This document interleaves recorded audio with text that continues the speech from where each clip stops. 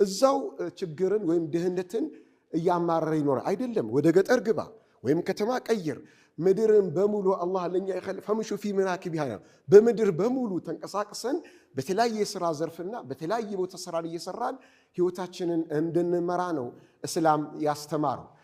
በሌላም በቁርአን አንቀጽ አላህ Subhanahu Wa Ta'ala ታውቃላችሁ እስላም በአስተምሮቱ አንድም ቀን በቁርአን ውስጥ ሆነ አንድም ቦታ ላይ ዛሬ የእረፍት ቀን ነው የሚባል ነገር የለም አሁን ትልቁኛ ችግር ስራ ፈትነት የበዛበት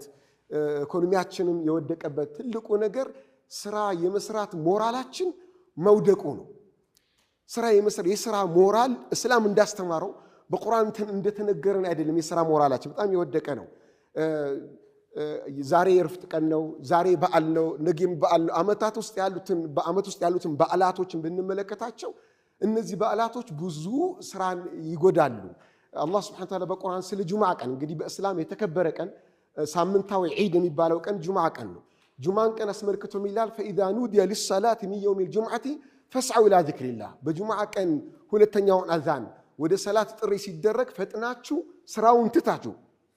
ወዘሩል በይዕ ይላል እስካሁን ስትገባዩ ነበር ነው ግብይት ላይ ነበርን ስራ ላይ ነበርን ግብርናም ይሁን ቅጥርም ዘርፍ ይሁን ስራ ላይ ነበራችሁ አዛን ከሰማችሁበት ሰዓት ጀምሮ ግን ወይም ጁምዓ ሲደርስ ስራችሁን ትታችሁ ኑ ወደ ሰላት ይላል ሰላቱ ካለቀ በኋላስ فاذا قضيت الصلاه فانتشروا في الارض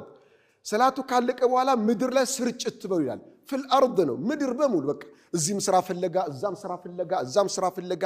ምድር ላይ ተሰራጭታችሁ ስራን ፈልጉ ወብተጉ من فضل